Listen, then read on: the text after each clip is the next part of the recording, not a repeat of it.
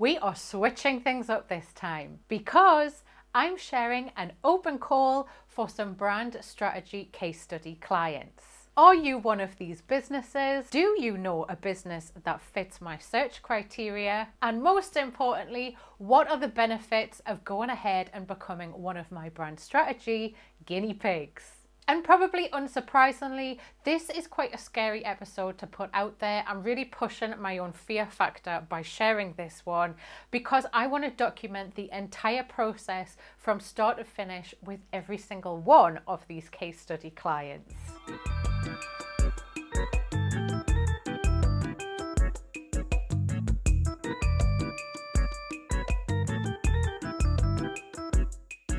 Times like this, I wish I had a makeup artist who was standing just there. I can't even rip a check anymore. I don't know how you do it. How does my mum used to do it?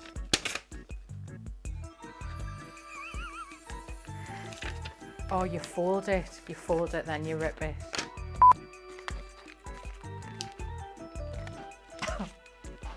That fully makes you want to gip. I want to do one more and it really is horrible. Oh. As well as understanding who I'm looking for and finding out if you're one of those people, by the end of this episode, you're going to get an example of some pretty scary content creation. This is me really putting my money where my mouth is when it comes to being fully transparent with sharing the inner workings of my business with you through content like this. I've split this search into 4 clear categories, but before we jump into that, I want to make sure that I've filled in any gaps for you. Now, this is especially if you've just started watching this episode because somebody you know better than me has sent you a link to this episode.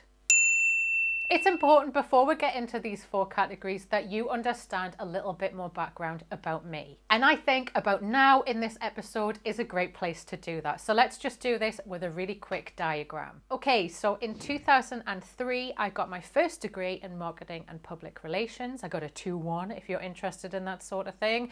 In 2006, I then had a job for a few years in financial services. And specifically, I was doing statistical analysis and auditing of risk and compliance within that sector.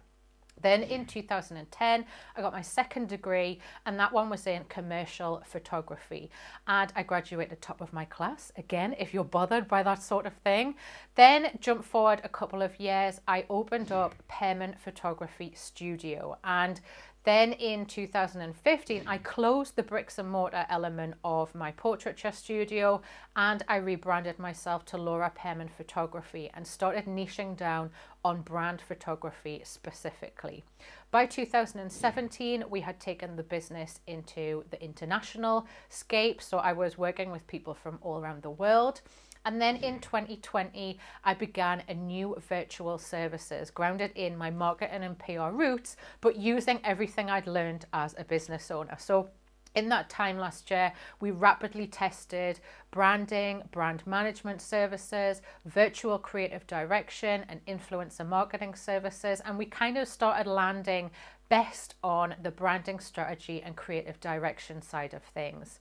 Jump forward to this year and I'm almost completed on a very intensive course about brand strategy as an applied service. And my goal and vision beyond this is to build this into a bigger business that's beyond just me. This is all going to happen over the next few years further down the line. So let's just jump back to where we are right now in time. Like I said before, I have 4 different categories that qualify for this case study search. Let's break into them in a bit more detail right now. We're starting with private medical services.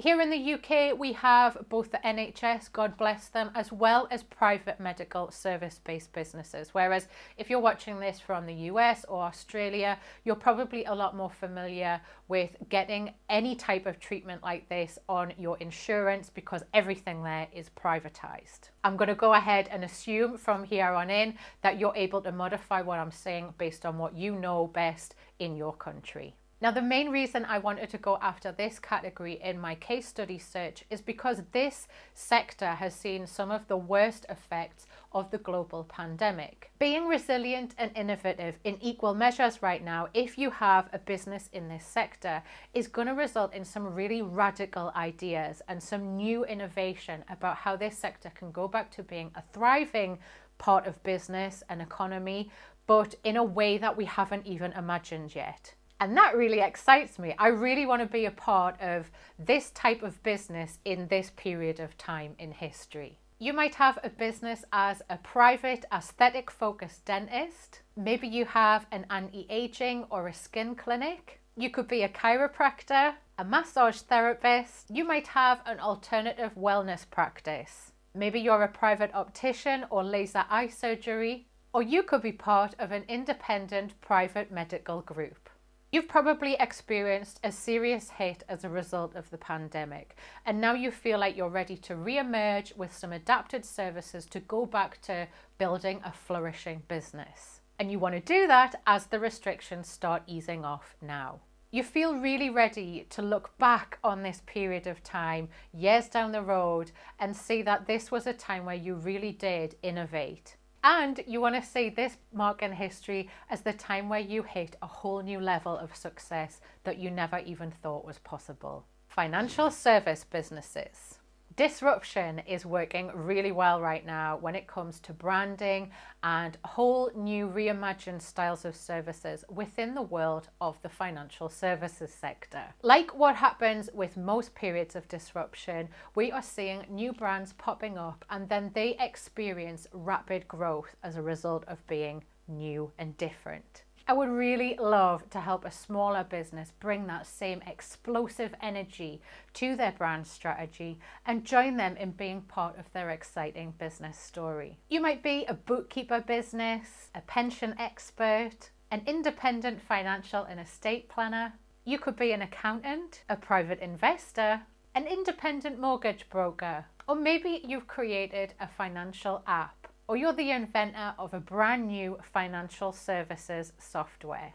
Maybe you're about to enter into a round of investment pitching with this new idea or the way that you do business, and you're not 100% sure about the way that your brand is being perceived. You might already have recognized that it doesn't feel like it's quite there yet. You'll likely be a real fan of banking brands like Starling and Monzo too. You have a certain frontier-like kinship with these brands and you love how they've shaken things up in your world. You want to be part of that fun with your business at this point in history. If somebody comes to mind while I'm describing these categories today to you and you want to make sure that they get involved with their business because they fit the bill better than you do, please by all means tag them below in the comments. However, if this was me, I would much rather send them a little bit of an explanation on a DM about why I think that it's a good idea for them to watch this episode. And I would share a link to the episode. You can do that by clicking this button here. This will open up a whole new set of options where you can share a link to this episode. I would probably just copy this link and then use a DM to the person and tell them why I think they should watch this episode. Tech services. I recently shared this episode about why the tech world fascinates me so much right now. You can go and take a look at that right here, and I'll put a link to it below in the show notes for you as well. Essentially, I talk about how diverse this sector is and how much more diverse it's quickly becoming. It's a time of exciting flux, especially for tech in emerging markets. Maybe you've created a new app or a specific type of software that caters to tech in emerging markets, something like agri-tech perhaps. Or maybe you work in the area of something a little bit more fashionable. Maybe you're involved in something new in wearable tech, or you're dabbling around with something really cool in artificial intelligence. You could even be a whole new specialist in voice as an SEO strategy. Similar to the financial services business I'm looking for today, you might be in a period of looking for investment and you're going through pitches to help you get investment to get this off the ground. Maybe you are so innovative, you're not even sure exactly where your brand should sit, and you don't know how to go about announcing yourself to the world. You want to do this through really good branding to make sure that you are well known and, most importantly, respected in your field. You might even be in a place where you know you want to diversify, but the speed that this world is operating in is happening so fast, you're not sure if the current branding that you have with the current brand strategy that you have is the right vehicle for you to try and do this diversification in or not. Luxury service businesses. There's something wonderfully appealing to me about running a really good, luxurious service-based business. The level of anticipation about your customers' needs to go up a good few notches to make sure that you're really wowing these people and turning them into regular clients. Human behavior within this dynamic fascinates me so much. Striving in brand new ways to innovate in order to wow your customer is a really cool place to operate in. It's extra creative to me. This is the crux of a really good luxury service brand. Maybe you're a private chef or nutritionist. You could be a personal trainer who offers both nutritional advice as well as fitness advice. Maybe you offer something completely bespoke in the physical, like through Pilates or massage. You could be working in a more spiritual sense. Maybe you consider yourself as a luxury life coach or private psychic. Maybe you are the person who delivers the best resilience training in the world. Or you could be the person that everyone wants to send their kids to when it comes to preparing for exams or getting that little bit of extra academic tuition. Either way, you know that operating in the luxury market share of your world is where you suit best. You offer exceptionally high quality services and you are confident about the price point that you demand. Now, you probably had a really thriving business before the pandemic hit. You either were quick on your toes and you were able to innovate fast and you kept your business going, or you were in a comfortable enough position to take this time as a period of reflection and thinking about how you want to rebuild things now that restrictions are starting to ease off. It's likely, though, that if you fall into either of these two camps, you realize now that the brand that you had before the pandemic probably needs to be modified and the strategy behind your brand needs to be rebuilt in some way. It's important to note at this point that this is indeed a time-sensitive offer. I'm looking for one business in each of these 4 categories. Let's take a look at what's in it for you. Significantly reduced rates. I'm going to do all 4 of these case studies at a crazy 50% off. I will never ever be cutting my prices like this ever again, especially when it comes to brand strategy.